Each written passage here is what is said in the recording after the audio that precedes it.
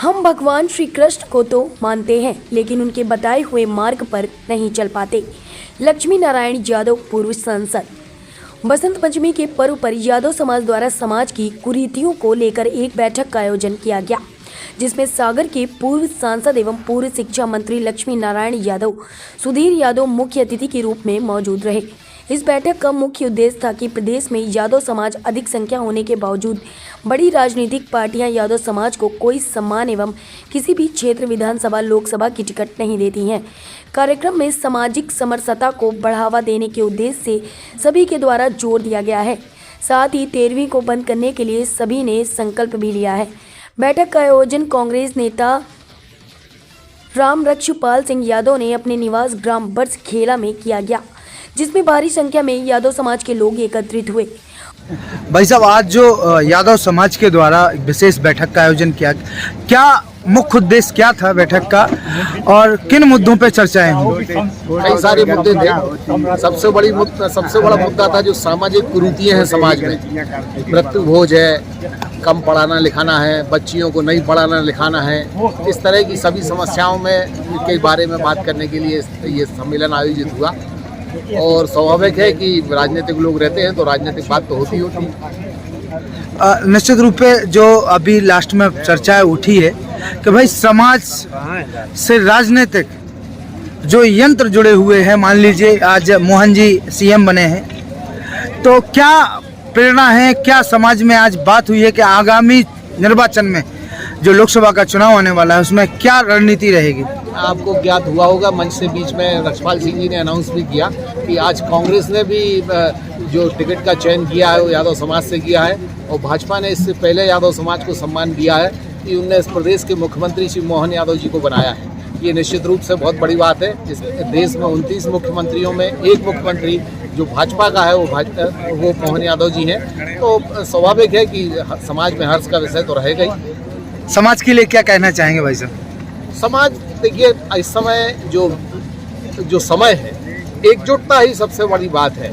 जो समाज एकजुट होकर बुराइयों से लड़ रहे हैं, कुरीतियों से लड़ रहे हैं, वही समाज आगे जा रहे हैं। आप देखिए, जैन समाज है, बड़ी छोटी संख्या में है, लेकिन कुरीतियों से लड़ता है और अब नए ढंग से अपनी बात रखता है, तो उनकी बात बड़ी होती है। तो यही बात है कि समाज एकजुट रहे और आगे एकजुट होकर चले, इसी बात के लिए सम्मेलन आयोजित हुआ। मुख्य अतिथि पूर्व सांसद लक्ष्मी नारायण, जहां की यादव समाज भगवान श्री कृष्ण के बसंत तो कहते हैं, लेकिन उनके बताए हुए सिद्धांतों पर नहीं चलते हैं। इसीलिए हमारी यादव समाज आज ज्यों की त्यों स्थिति में है।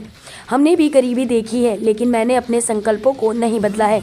मैंने अपना लक्ष्य बना लिया था, जिस कारण मैं शिक्षा मंत्री बना और सांसद बनकर लोकसभा तक पहुंचा, और समाज की ताकत से आज मुझे भरपूर सम्मान मिला है। वहीं कार्यक्रम के आयोजक रामरक्षपाल सिंह ने कहा है कि हमारी समाज शिक्षा में पिछड़ी है। उसका मुख्य कारण है शराब का सेवन करना और एक दूसरे के बहकावे में आना। वहीं 13वीं को लेकर चर्चा हुई कि आज से हमें 13वीं कार्यक्रम में खाना नहीं खाना और ना ही किसी को खिलाना है। भाजपा नेता सुधीर यादव ने कहा कि हमारी समाज को एकजुट रहना चाहिए। पिछले दिनों हमारी समाज ने एकजुटता एक साथ होकर वोट किया था, जिससे पार्टियों को पता लग गया कि यादव अब एकजुट हो गया है, जिसको लेकर आज मध्य प्रदेश में सीएम मोहन यादव को बनाया है। आगामी लोकसभा चुनाव में अगर पार्टियां यादव समाज को सम्मान नहीं देती हैं, तो हम जुट होकर उस पार्टी के साथ काम करेंगे जो हमें और हमारी समाज को सम्मान देगी। दादा, आज जो बैठक हुई है, किन उद्देश्यों को लेकर आज बैठक संपन्न की है? ये बुंदेलखंड क्षेत्र में सबसे ज़्यादा अगर किसी जात की मतलब संख्या है पूरे बुंदेलखंड क्षेत्र में, तो यादव समाज आबादी के हिसाब से सबसे ज़्यादा संख्या यादव समाज की है। लेकिन दुर्भाग्य ये है 4 लोकसभा क्षेत्र में कि चारों लोकसभा क्षेत्र में दोनों जो महत्वपूर्ण पार्टियां हैं, जो यहाँ पर सत्ताधारी दल रहते हैं, चाहे बीजेपी हो चाहे कांग्रेस हो, एक भी यादव की बुंदेलखंड में किसी पार्टी से टिकट की चर्चा तक नहीं चल रही है। तो ये दुर्भाग्य है कि इतनी भारी संख्या होने के बावजूद और हमें जो है उसका हमारा प्रतिनिधित्व हमें नहीं दिया जाता, हमारी समाज के लोगों को नहीं दिया जाता। जबकि नारे लगते हैं कि जिसकी जितनी संख्या भारी, हमारे कांसीराम साहब कहते थे जिसकी जितनी संख्या भारी उसकी उतनी हिस्सेदारी, लेकिन यहाँ तो हिस्सेदारी उतनी क्या 1% भी हिस्सेदारी नहीं देना चाहते हैं। तो हम लोगों का आक्रोश इस बात पे है कि जब हमारी आबादी इतनी है, हमारे वोटर इतने हैं, तो हमें उसकी संख्या मिलना चाहिए, उस संख्या के हिसाब से प्रतिनिधित्व मिलना चाहिए। तो हमने